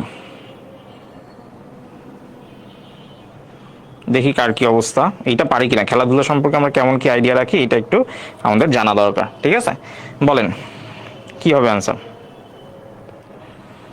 কোন সালে কাবাডিকে হচ্ছে আমরা ন্যাশনাল স্পোর্টস হিসেবে ইয়া করি। জোস রুবেল জোস। 1972, হ্যাঁ এটা একটু জাস্ট এইভাবে মনে রাখবেন যে যেহেতু 1971 আমরা স্বাধীন হই, 1972 অনেক কিছুই আমাদের জন্য নতুন, 1972 অনেক কিছুই আমাদের সূচনা, অনেক কিছুই আমাদের অগ্রযাত্রা। তো 1972 সালেই বাংলাদেশের জাতীয় খেলা নির্ধারণ করা হয়, এবং সেটাকে কোন খেলা নির্ধারণ করা হয় সেটা হচ্ছে কাবাডি। ওকে, নেক্সট প্রশ্ন দেখেন, প্রত্নতত্ত্ব অধিদপ্তরে কিছুদিন আগে প্রশ্ন আসছে, হ্যাঁ কিছুদিন আগে প্রশ্ন আসছে, ঠিক আছে, জাস্ট সপ্তাহখানেক আগে একটা প্রশ্ন আসছে যে ফুটবলের সম্রাট কে। ওখানে অপশন ছিল, আমি ইচ্ছা করে অপশনটা দেই নেই, আপনারা একটু দেখি তো, এখানে মজার মজার অ্যান্সার পাবো ইনশাল্লাহ, তাই না? ফুটবলের সম্রাট কে, অনেকে বলবে ইয়া কি বলে, এখানে একটা ছোটখাটো যুদ্ধ লেগে যাবে। ওই যে ফেসবুকে মাঝে মাঝে কিছু ইভেন্ট হয় না, যে কি অমুক ভার্সেস তমুক মারামারি চাই, হ্যাঁ তো এখানেও একটা মারামারি। ও আচ্ছা, আয় হায়, সবাই সিরিয়াস, আয় হায় জোস, অস্থির, সবাই দেখি অ্যান্সার দিয়ে ফেলতেছে, কেউ মারামারি করতেছে না, মেসি আর রোনালদো নিয়ে কেউ মারামারি করলো না, পেলে জোস, অস্থির অস্থির। ওকে, এখানে আর যাচ্ছি না, তাহলে নেক্সট প্রশ্নে যাই, চলেন ঝটপট অ্যান্সার করে ফেলি। অফিসার ক্যাশ 2024, এই যে লাস্ট ফ্রাইডেতে প্রশ্নটা আসছিল, দেখছেন খেলাধুলা নিয়ে কিন্তু খুব মানে কমন একটা ব্যাপার, খেলাধুলা নিয়ে প্রশ্ন আসেই। এইটা দেখি পারেন নাকি, আগেটা তো পারছেন, জোস। Cricket is the national game of which country, বলেন।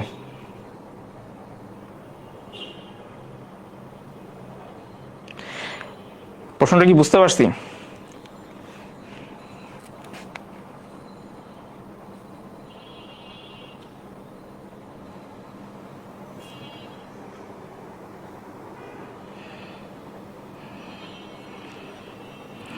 প্রশ্নটা কি বুঝতে পারছি?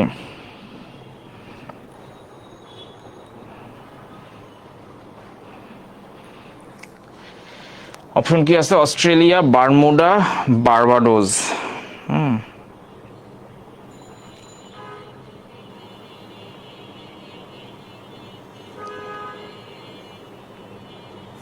বলেন, cricket is the national game of which country, ঝটপট।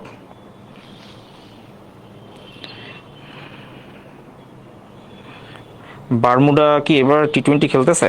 মনে তো হয় না।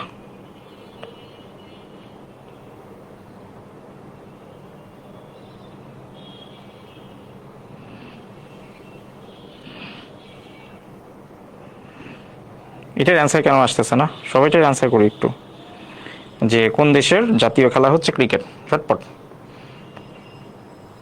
ইংল্যান্ড। আচ্ছা, ইংল্যান্ড তো এখানে অপশনই নাই, হ্যাঁ এখানে তো ইংল্যান্ড অপশনই নেই। বেসিক্যালি দেখেন অপশনগুলো কি আছে, অস্ট্রেলিয়া, বারমুডা এবং বার্বাডোস, লাস্টে কি বলা আছে, অল অফ দিস, লাস্টে দেখা যাচ্ছে এটা একটু বেশি নিচে নেমে গেছে। অস্ট্রেলিয়া বলেন, বারমুডা বলেন এবং বার্বাডোস বলেন, সবগুলা দেশেরই ন্যাশনাল স্পোর্টস হচ্ছে ক্রিকেট, ঠিক আছে, তো এটা মনে রাখবো। হ্যাঁ, ডি। আরে মামুন জোস, অস্থির। হ্যাঁ, 53%, রিজু জোস জোস, থ্যাংক ইউ। দিন মোহাম্মদ উৎপল, অস্থির, সেরা। বারমুডা খেলছে, বারমুডা 2007 বিশ্বকাপে 50 ওভারের যে ইয়া হয়, ক্রিকেট বিশ্বকাপ হয়, তখন বারমুডা খেলছিল, এবং তখন বারমুডার একজন প্লেয়ার ছিল, লেভার কুসান নাকি জানি নাম, ভুলে গেছি, একদম মানে খুব স্থূলকায় একজন ব্যক্তি, সে একটা চমৎকার ক্যাচ ধরছিল, এবং সে খুব ওই সময় বারমুডা খুব ভালো ইয়া হয়েছিল আর কি, যাই হোক মনে নেই, ভুলে গেছি। আগের ক্লাসগুলা দেখতে পাবেন আমাদের এই পেজে পাবেন অথবা ইউটিউবে পাবেন, ঠিক আছে। আচ্ছা, নেক্সট প্রশ্ন দেখেন, the 2024 summer Olympics will be hosted in, এটাও কিন্তু ওই যে অফিসার ক্যাশে আসছে, হ্যাঁ ক্যাশ অফিসার, যেটা লাস্ট শুক্রবারে পরীক্ষা হয়েছে, সেইখানে কিন্তু এই প্রশ্ন আসছে, এবং এই যে বিভিন্ন জায়গায় আসা প্রশ্ন, এই প্রশ্নগুলো কিন্তু একটা জায়গা থেকে আরেকটা জায়গায় পিক করে, এক চাকরির পরীক্ষায় আসা প্রশ্ন আরেক চাকরির পরীক্ষায় কিন্তু পিক করে দিয়ে দেয়, ঠিক আছে। সো ঝটপট আমাদেরকে এই প্রশ্নটার অ্যান্সার দিয়ে দেন, যে 2024 summer Olympics will be hosted in, কোথায় বলেন? China, France, UK, United states, ঝটপট। এগুলো জানতে হবে, হ্যাঁ খেলা দেখিবে না দেখি, এগুলো জানতে হবে, বুঝছি তো, বলেন ঝটপট বলেন।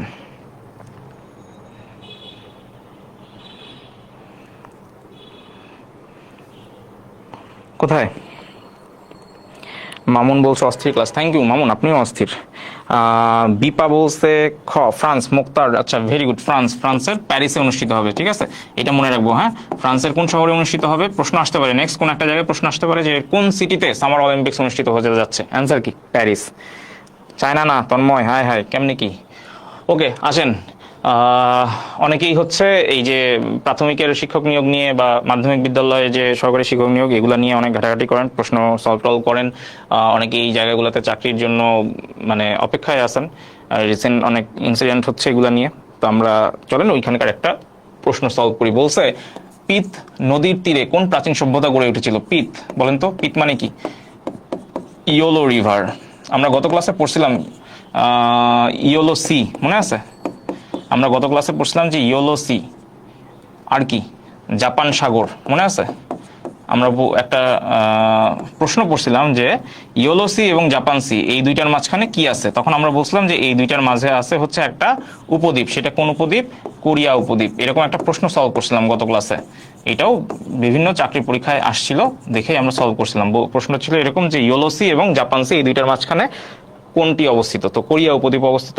আজকের ক্লাসেও জাপান এবং রাশিয়ার যে দ্বীপপুঞ্জের একটা ম্যাপ ছিল সেখানেও এই প্রশ্নটার অ্যান্সার পাবেন।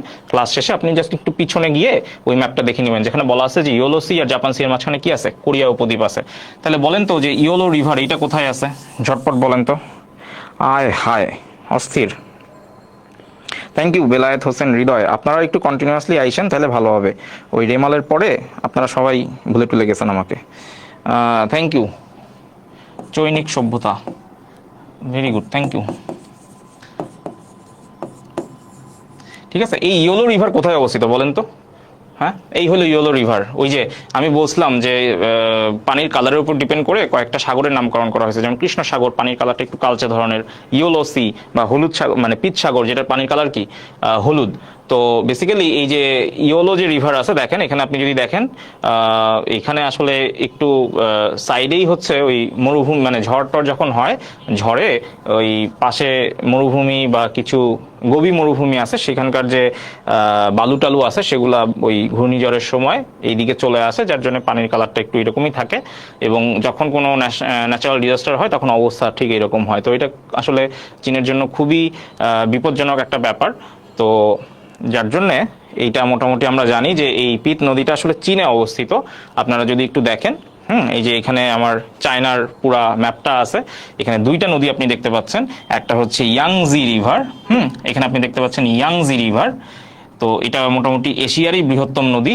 আর এখানে আছে হচ্ছে ইয়োলো রিভার, যেটা কি পিত নদী।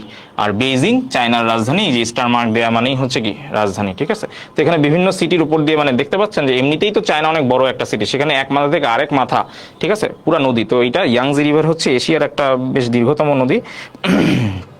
এবং এখানে ইয়োলো রিভার আছে, ইয়োলো রিভারটাই হচ্ছে কোথায় অবস্থিত? চায়নাতে অবস্থিত। ঠিক আছে, তাহলে যেহেতু ইয়োলো রিভার চায়নায় অবস্থিত, তাহলে কোন সভ্যতা গড়ে ওঠে এই নদীকে কেন্দ্র করে? চৈনিক সভ্যতা। Very easy to guess. ঠিক আছে, তাহলে এবার বলেন তো যে এই যে স্থল বন্দর কর্তৃপক্ষ, গত শুক্রবার এই প্রশ্নটা আসছে যে বাংলাদেশ স্থল বন্দর কর্তৃপক্ষে এই প্রশ্নটা আসছিল যে কোন সভ্যতায় পরিমাপ পদ্ধতির উদ্ভাবন হয়? ঝটপট এটাও অ্যান্সার করে ফেলেন। এটাও আমরা জানি, আমরা সবাই জানি এটা, তাই না? কোন সভ্যতায় পরিমাপ পদ্ধতির উদ্ভাবন হয়? এটা আমি অপশন রাখি নাই, কারণ কিছু জিনিস আছে না, এগুলো এমনিতেই আমাদের মনে থাকে। এগুলা মানে ইউনিক কিছু প্রশ্ন আছে বা ইউনিক কিছু জিনিস আছে যেগুলো আসলে আমরা জানি যে ওর বাইরে কোনো অ্যান্সার হওয়া সম্ভবই না। যেমন একটু আগে যেটা বললাম, পিত নদী, পিত নদী অবস্থিতই তো চীনে, তাহলে ওই নদীর তীরে কোন সভ্যতা হবে? ডেফিনেটলি চীন সভ্যতা বা চৈনিক সভ্যতা। ঠিক আছে, তাহলে কোন সভ্যতায় পরিমাপ পদ্ধতির উদ্ভাবন হয়? ঝটপট বলেন। ইয়াং সিকিয়াং, এটা কি আবার? কোন সভ্যতায় পরিমাপ পদ্ধতির উদ্ভাবন হয় বলেন ঝটপট, ধুমধাম অ্যান্সার দেন।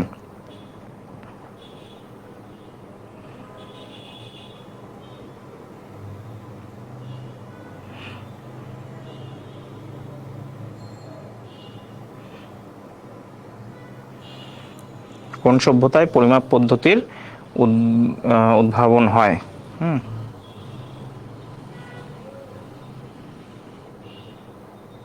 ঝটপট বলেন, ঝটপট বলেন। আচ্ছা, অনেকে অ্যান্সার করতেছেন, আর আরো আরো কয়েকজন একটু অ্যান্সার করেন, দেখি কার কি অবস্থা।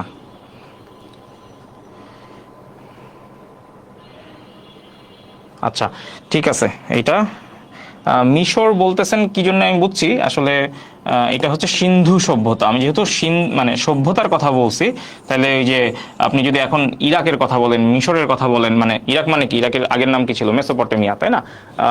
তো মেসোপটেমিয়া বা সেটা জানতে চাই না, আমি বলছি কোন সভ্যতা। তো সভ্যতা হলে অ্যান্সার কি হবে? যদি সভ্যতার কথা বলি তাহলে অ্যান্সার হবে হচ্ছে সিন্ধু সভ্যতা। সমস্যা নাই মিতু, নেক্সট প্রশ্নে যাই, চলেন। The longest river in Asia Yangtze is located at.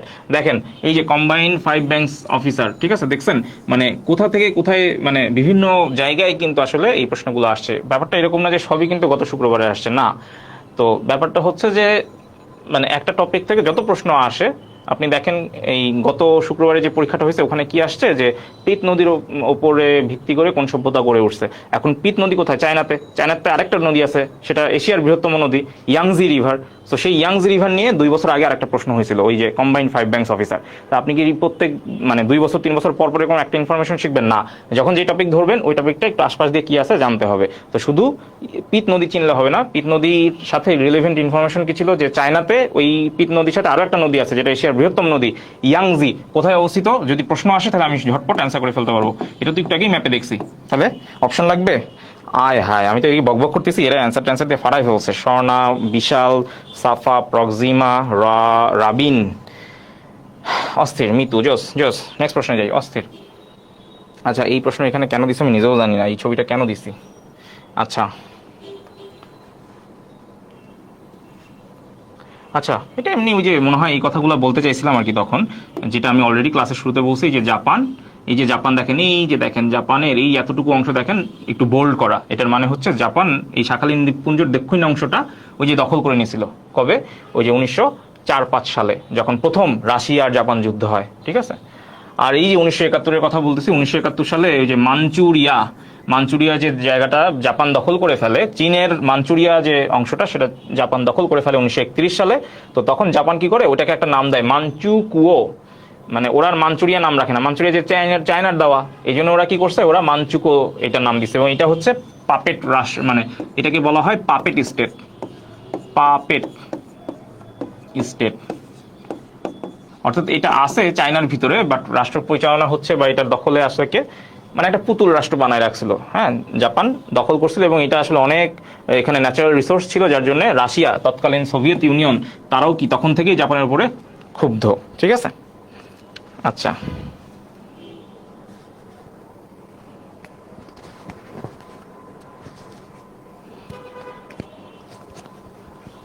হ্যাঁ, ওয়ালাইকুম আসসালাম আলিফ, কি অবস্থা?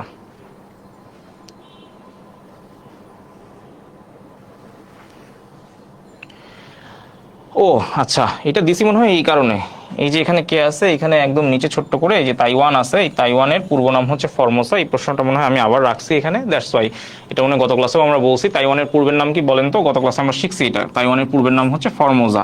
তো যেহেতু এটা গত ক্লাসে আমরা শিখছিলাম, আজকে আর কথা বলতেছেন, এটা আমরা মোটামুটি সবাই জানি এবং এটাও বিভিন্ন সময় চাকরির পরীক্ষায় আসছে, ইভেন বিশ্ববিদ্যালয় ভর্তি পরীক্ষায় এগুলো আসে। সো আপনাদের এই ক্লাসগুলো খুবই গুরুত্বপূর্ণ। যারা আপনারা আছেন, যারা বড়রা আছেন, তারা ছোটদেরকে নিয়ে একসাথে ভাই বোন মিলে একদম গাদাগাদি করে কোলে কোলে কোলে টোলে নিয়ে একদম মানে গলায় টলায় জড়ায় ধরে ক্লাস করবেন, হ্যাঁ। কারণ ছোট ভাই বোন যারা বিশ্ববিদ্যালয়ে ভর্তি পরীক্ষা দিবে সামনে, তাদেরও কিন্তু এই ক্লাসগুলো গুরুত্বপূর্ণ। আর একসাথে ক্লাস করলে ওই যে গ্রুপ স্টাডি হয় না, গ্রুপ স্টাডি করলে তো ভালো, গ্রুপ স্টাডি করলে খুব তাড়াতাড়ি সবকিছু শেখা যায়। ওকে জোস, এটা নিয়ে আর কথা বলতেছি না। বলেন, কত সালে তাইওয়ান জাতিসংঘের স্থায়ী সদস্য পদ হারায়? দেখি মনে আছে কিনা, হ্যাঁ, এটা আমি গত ক্লাসে বলছিলাম, দেখি মনে আছে কিনা। কত সালে তাইওয়ান জাতিসংঘের স্থায়ী সদস্য পদ হারায়? দেখি কার কি অবস্থা, মনে আছে কিনা বলেন তো, মনে আছে কিনা। তাইওয়ান জাতিসংঘের স্থায়ী সদস্যপদ হারায়, কেন হারায় বলেন তো? কারণ তাইওয়ান জাতিসংঘের স্থায়ী সদস্যপদ যখন হারায়, তখন এই তাইওয়ানের জায়গায় কে লাভ করে সদস্যপদ? কে লাভ করে? চীন। তাইওয়ান যে পদটা হারায় সেটাকে চীন সদস্যপদ লাভ করে।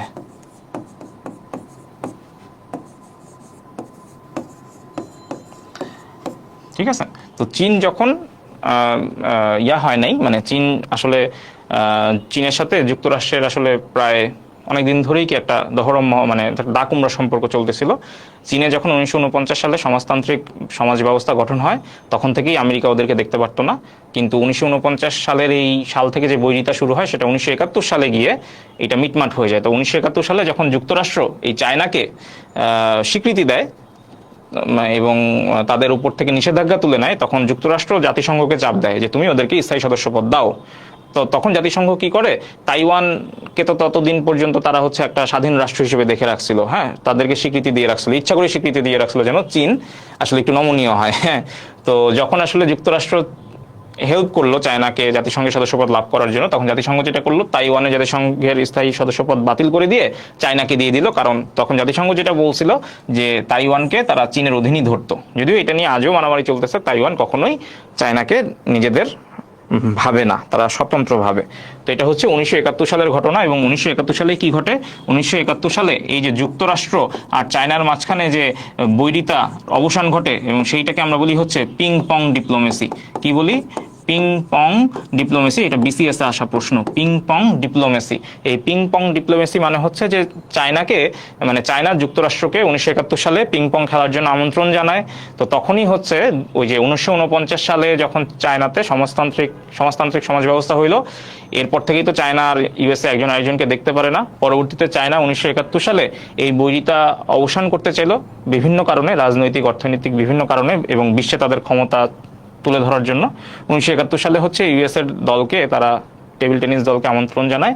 তো এই পিং পং খেলার মাধ্যমেই কি হয়, দুই দেশের সম্পর্ক ভালো হয়, এবং তখনই জাতিসংঘের সদস্যপদ লাভ করে হচ্ছে চীন। তো এই ডিপ্লোমেসি বা এই কূটনীতির যে ব্যবস্থাটা, এটাকে বলা হয় পিং পং ডিপ্লোমেসি। আর চীনের সাথে সাথে তাইওয়ান হচ্ছে একই বছরে স্থায়ী সদস্যপদ হচ্ছে হারায়। ঠিক আছে, ওকে। তাহলে আমরা নেক্সট প্রশ্নে যাই। তাইওয়ানের সাথে কূটনৈতিক সম্পর্ক থাকা একমাত্র দেশ কোনটি? তাইওয়ানের সাথে অর্থনৈতিক সম্পর্ক আছে হচ্ছে যুক্তরাষ্ট্রের। হ্যাঁ, তাইওয়ানের সাথে কিন্তু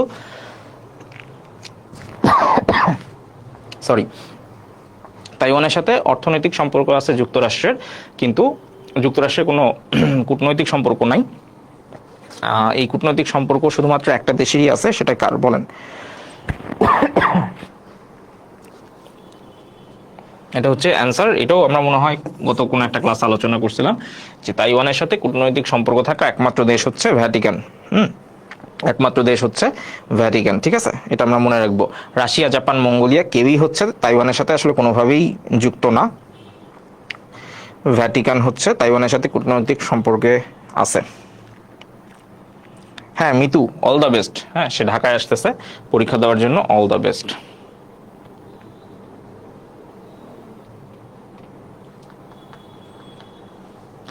আচ্ছা, এই ম্যাপটা কেন রাখছি চলেন তো দেখি সামনে কি প্রশ্ন আছে। আচ্ছা, এখানে দেখেন কি বলছে, কোনটি উত্তর কোরিয়া ও দক্ষিণ কোরিয়ার মধ্যে সীমারেখা? বলেন, এটা অ্যান্সার দেন দেখি, এটা পারেন কিনা। কোনটি উত্তর কোরিয়া ও দক্ষিণ কোরিয়ার মধ্যে সীমারেখা? ঝটপট বলেন কোনটি। তাইওয়ান কি খ্রিস্টান অধ্যুষিত? তাইওয়ানে বিভিন্ন মানে ধর্মের লোকজন আছে, সেখানে বৌদ্ধ আছে, হিন্দু আছে, খ্রিস্টান মনে হয় একটু কমই আছে সেই তুলনায়, এবং তাদের আবার নিজস্ব কিছু ধর্মও আছে। হ্যাঁ, প্রক্সিমা, ভেরি গুড। এটা আমরা কয়েকটা ক্লাস আগে এটা শিখছিলাম যে উত্তর কোরিয়া আর দক্ষিণ কোরিয়া, এটা হচ্ছে ওই যে 1950 সালে কোরিয়া যুদ্ধ লাগে আর কি। তো তার 2 বছর আগে 1948 সালে হচ্ছে তারা আলাদা হয়ে যায় অফিসিয়ালি, এবং সেটাকে আমরা বলি হচ্ছে 38 প্যারালাল বা 38তম অক্ষরেখা। ঠিক আছে, 38তম অক্ষরেখা। আমরা যদি একটু ছবি দেখি তাহলে বুঝতে পারবো। এই যে দেখেন, হ্যাঁ, উপরে যে অংশটা আছে সেটা হচ্ছে এই যে পিয়ংইয়ং, এটা হচ্ছে রাজধানী। পিয়ংইয়ং রাজধানী, বলেন তো কোন দেশের রাজধানী পিয়ংইয়ং?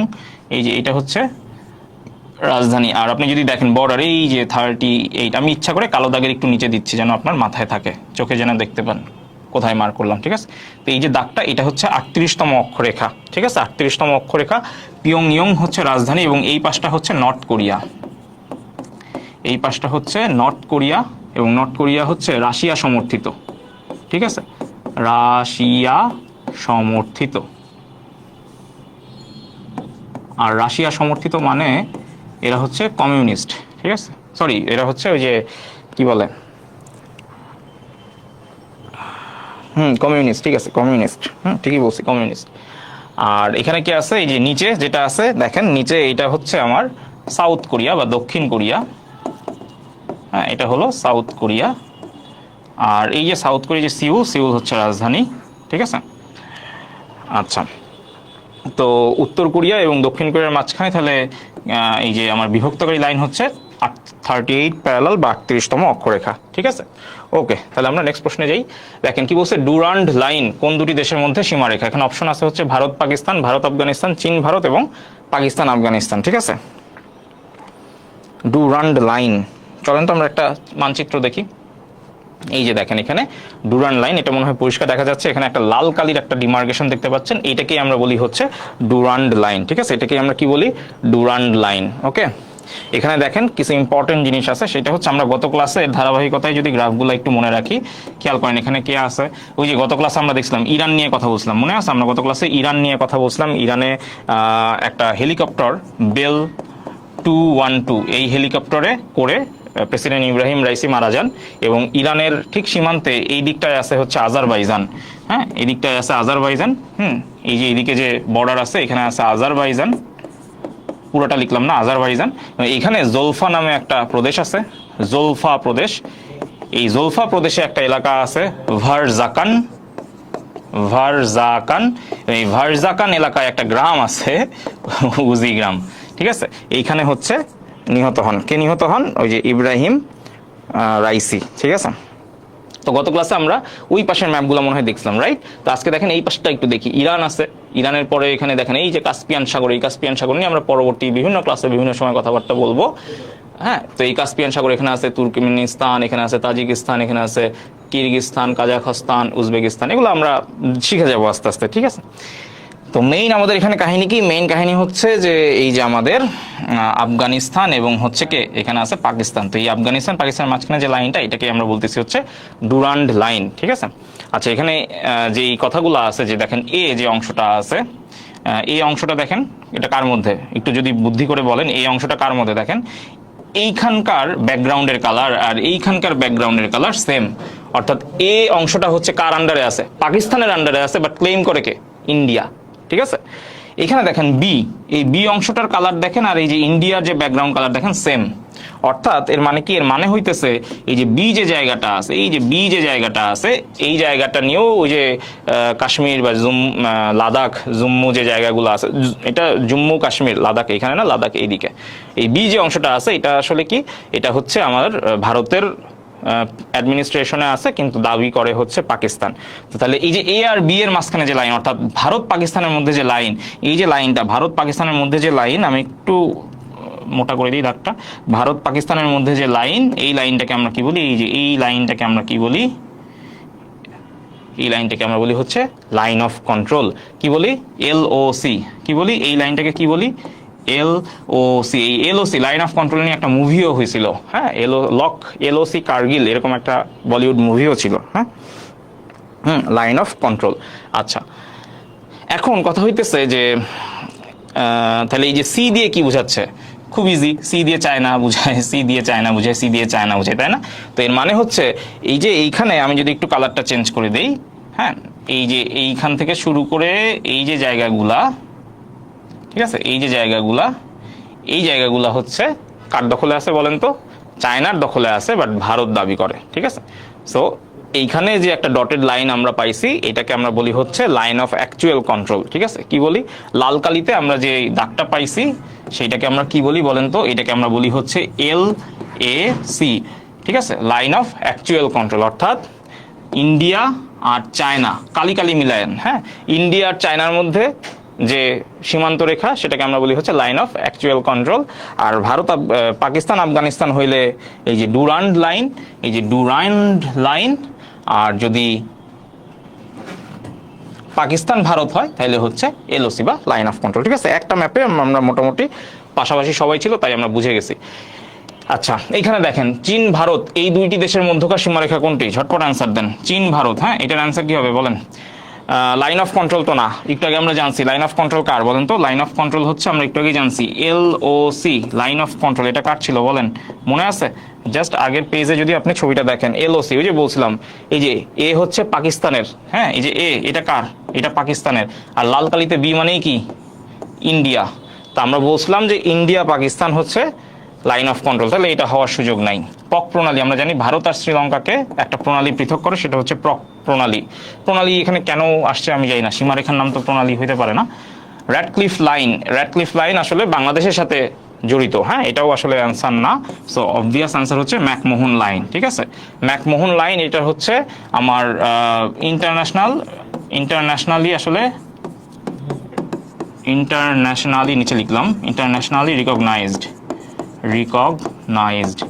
এটার ইন্টারন্যাশনাল স্বীকৃতি আছে, ম্যাকমোহন লাইনের আন্তর্জাতিকভাবে স্বীকৃতি আছে। কিন্তু আমরা আগের স্লাইডে এই যে লাল কালিতে যা লিখছি সবই কি চায়না আর ভারতের মাঝখানে।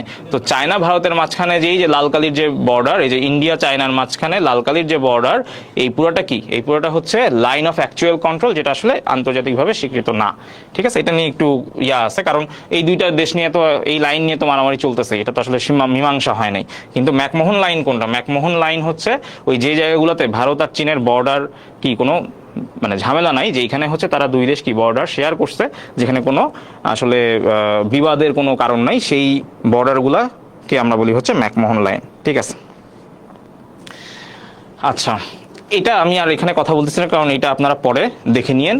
হ্যাঁ, আপনারা সুন্দরভাবে এই জায়গাটা পজ করে দেখে নেবেন, এখানে ডিটেলস কথাবার্তা আছে। এই যে দেখেন এখানে সিয়াচেন গ্লেসিয়ার আছে, এই সিয়াচেন গ্লেসিয়ার নিয়ে কিন্তু এবার বিসিএস এর প্রশ্ন আসছে। যারা এইটা নিয়ে ডিটেলস জানতে চান তারা আমার 46 বিসিএস এর যে প্রশ্ন সলভের ক্লাসটা ছিল ওইটা ইউটিউব থেকে দেখে নিতে পারেন, ওইখানে সিয়াচেন গ্লেসিয়ার নিয়ে ডিটেলস কথা বলছি। প্রশ্ন আসছিল এবার যে সিয়াচেন গ্লেসিয়ার এটা আসলে কোথায় অবস্থিত। এটা আসলে আমরা যদি বলি, খেয়াল করি যে এই যে নীলকালির যে বর্ডারটা দেখতেছেন, হ্যাঁ নীলকালির যে বর্ডার দেখতেছেন, এইটা আসলে কি বলেন তো? নীলকালির যে বর্ডার দেখতেছেন, এই যে নীলকালি, একটু আগে আমরা এটা নিয়ে কথা বলছি। হ্যাঁ, নীলকালির যে বর্ডার বলেন, এটা কি লাইন অফ কন্ট্রোল, যে লেখা আছে লাইন অফ কন্ট্রোল, ইন্ডিয়া পাকিস্তানের মাঝখানে লাইন অফ কন্ট্রোলটা। ঠিক আছে, তো যেখানে লাইন অফ কন্ট্রোল শেষ হয়েছে সেইখানেই কি, সেইখানেই হচ্ছে এই সিয়াচেন গ্লেসিয়ার আছে। এই সিয়াচেন গ্লেসিয়ারে ভারত পাকিস্তানের মধ্যে সিয়াচেন গ্লেসিয়ারে এখানে হচ্ছে ভারত পাকিস্তানের মধ্যে যুদ্ধ হয় 1982 সালে। হ্যাঁ, 1982 সালে, এবং 2003 সালে এই যুদ্ধ শেষ হয়। 2003 সালে যুদ্ধ শেষ হয় এবং জিতছে হচ্ছে ইন্ডিয়া। ঠিক আছে, এই যে যুদ্ধ, এই যুদ্ধে ইন্ডিয়া হচ্ছে জিতছে, যেটা এবার বিসিএস এ আসছিল। ঠিক আছে, ওকে, যেহেতু বিসিএস এ আসছে আগের ক্লাসগুলোতে আমরা আলোচনা করছি, এখানে ডিটেলস বলতেছি না। ওকে, আচ্ছা আচ্ছা, আমার পুরাতন কিছু স্টুডেন্ট এইমাত্র যুক্ত হয়েছে।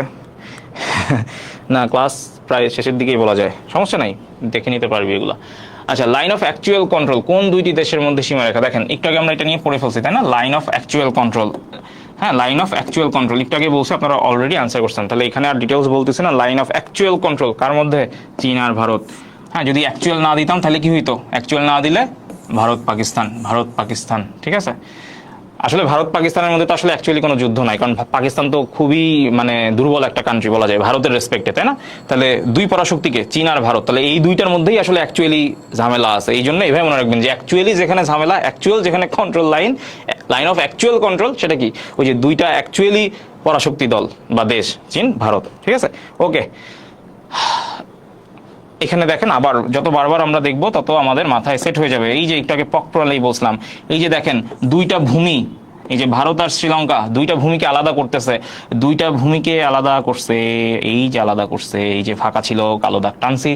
ঠিক আছে, একই সাথে দেখেন এই যে বে অফ বেঙ্গল, এবং এইদিকে আছে হচ্ছে, এই যে এইদিকে আছে হচ্ছে ভারত মহাসাগর বা এখানে অ্যারাবিয়ান সি।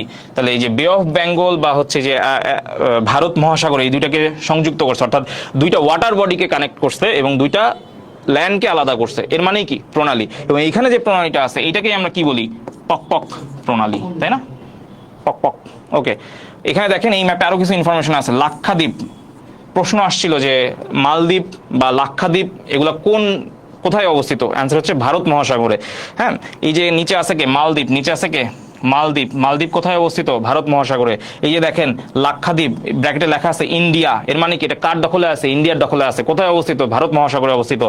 অ্যারাবিয়ান সাগর, আপনি যদি চিন্তা করেন অ্যারাবিয়ান সাগর, হ্যাঁ এইদিকে হচ্ছে কি নর্থ, এইদিকে কি ইস্ট, তাহলে বলেন তো অ্যারাবিয়ান সাগর থেকে লাক্ষাদ্বীপটা কোন দিকে অবস্থিত? উত্তর পূর্ব দিকে। ঠিক আছে, উত্তর পূর্ব দিকে। তাহলে অ্যারাবিয়ান সাগরের দক্ষিণ, হ্যাঁ দক্ষিণ হবে, কালোটা একটু চেঞ্জ করে দিই যেহেতু নিচের দিকে। তাহলে এই যে এইখানে কে আছে? এইখানে হচ্ছে সাউথ, তাহলে দক্ষিণ পূর্ব দিকে হচ্ছে লাক্ষাদ্বীপ। এই প্রশ্নগুলো কিন্তু আসছে, আমরা নেক্সট ক্লাসে কিন্তু এই প্রশ্নগুলো আমি আপনাদের জন্য রাখবো। তাহলে এই যে লাক্ষাদ্বীপ কোথায় অবস্থিত? এই যে অ্যারাবিয়ান সাগর, এই যে অ্যারাবিয়ান সাগর, এই অ্যারাবিয়ান সাগরের দক্ষিণ পূর্ব দিকে কি অবস্থিত? এদিকে হচ্ছে নর্থ, এইদিকে হচ্ছে ওয়েস্ট। হ্যাঁ, তাহলে দক্ষিণ পূর্ব দিকে কি অবস্থিত? অ্যারাবিয়ান সাগরের দক্ষিণ পূর্ব দিকে লাক্ষাদ্বীপ অবস্থিত। তারপর মালদ্বীপ কোথায় অবস্থিত? ভারত মহাসাগরে অবস্থিত, কারণ অ্যারাবিয়ান সাগরের ঠিক নিচেই এই যে এই জায়গাটায় কে আছে? ভারত মহাসাগর। এই জায়গায় কে আছে? ভারত মহাসাগর। মহাসাগর। যদি প্রশ্ন করে যে বে অফ বেঙ্গল আর ভারত মহাসাগরকে কে যুক্ত করছে, অ্যান্সার কি? পক প্রণালী। যদি প্রশ্ন করে ভারত আর শ্রীলঙ্কাকে কে আলাদা করছে, পক প্রণালী। ঠিক আছে, প্রশ্ন যেভাবেই আসুক অ্যান্সার কিন্তু সেম। ওকে, আচ্ছা। আর এই যে র্যাডক্লিফ লাইনের কথা বলছিলাম বাংলাদেশের সাথে জড়িত, এই যে এখানে যে লাল কালি যে দাগটা আছে, অর্থাৎ বাংলাদেশের যে জায়গাটা, সীমান্তটা, এটাই হচ্ছে র্যাডক্লিফ লাইন। বাংলাদেশকে যে আলাদা করছে এটাই হচ্ছে র্যাডক্লিফ লাইন। এবং বরাবরের মতো এই ম্যাপেও দেখেন ওই যে ওই জিনিসগুলো আছে, এই যে এখানে দেখেন এইটা কি, এটা হচ্ছে কার সাথে লাগছে বলেন তো? ভারত আর পাকিস্তানের সাথে। এটা হচ্ছে LOC, ভারত পাকিস্তানের সাথে। এই যে ইন্ডিয়া আর পাকিস্তানের মধ্যে যেখানেই গ্যাঞ্জাম, যেখানেই লাইন, ওটা হচ্ছে লাইন অফ কন্ট্রোল। আর এই যে ইন্ডিয়া আর চায়না, ইন্ডিয়া আর চায়না, এই যে ইন্ডিয়া, এই যে চায়না, হ্যাঁ, এদের মাঝখানে, এই যে এদের মাঝখানে যে সীমান্ত নিয়ে গ্যাঞ্জাম, সেইটাকে আমরা বলি হচ্ছে line of actual control. Line of actual control. চায়নার নিচে ছোট্ট করে তিব্বত আছে, গত ক্লাসে বলছিলাম তিব্বত হচ্ছে চায়নার একমাত্র অটোনোমাস স্টেট। তিব্বত হচ্ছে চায়নার অধিভুক্ত, একমাত্র অধিভুক্ত, বাট তিব্বত হচ্ছে কি স্বায়ত্তশাসিত একটা স্টেট। এবং তিব্বতের রাজধানীর নাম কি? লাসা, যেটাকে আমরা বলি নিষিদ্ধ নগরী। ঠিক আছে, যেটাকে আমরা বলি নিষিদ্ধ নগরী। ঠিক আছে, ওকে। এখানে নিচে ভারত মহাসাগর আছে, এটা নিয়ে কনফিউশনের কিছু নাই, এটা একটু কেটে গেছে ওই আমাদের একটা স্ক্রিনের কারণে। হ্যাঁ, ওকে। তাহলে লাস্ট প্রশ্ন, এটা আপনাদের জন্য হোমওয়ার্ক। হ্যাঁ, এইটা আপনাদের জন্য হোমওয়ার্ক, কারণ এটা আমরা ক্লাসের একটু আগে আলোচনা করছি। এশিয়ার দীর্ঘতম নদী, এইটা আমরা আসলে একটু আগে বলছি। ঠিক আছে, সিভিল সার্জন 2024-এ আসছে। ঠিক আছে, দেখেন ওই যে ব্যাংকে আসছিল গত শুক্রবারে, ব্যাংকের প্রশ্ন স্থলবন্দর কর্তৃপক্ষে বা ব্যাংকের পরীক্ষায় আসছিল। 2 বছর আগে 5 ব্যাংকের কম্বাইন্ড অফিসার আসছিল। আবার এই যে সিভিল সার্জনের সিলেট পরীক্ষাতেও আসছিল। ঠিক আছে, সো ঠিক আছে। এরপরে কিছু আছে? ও, এরপরে ধন্যবাদ আছে। হ্যাঁ, এইটা না দিলে হয়। তো এই আর কি মোটামুটি অবস্থা। তো আশা করি সবাই আমরা অনেক কিছু আজকে পড়ে ফেলছি। তো মোটামুটি ঘন্টাখানেকের মধ্যে আমরা 25টা প্রশ্ন পড়ছি, বাট 25টা প্রশ্নের সাথে আমাদের আরও অনেক কিছু শেখা হয়ে গেছে, অনেক কিছু রিক্যাপ হয়ে গেছে। সো আই হোপ আপনাদের এইটা অনেক উপকারে আসছে। তো আমরা তাইলে আজকের ক্লাসটা এখানেই শেষ করি। সবাই ভালো থাকি, ইনশাল্লাহ আবার দেখা হবে। আসসালামু আলাইকুম।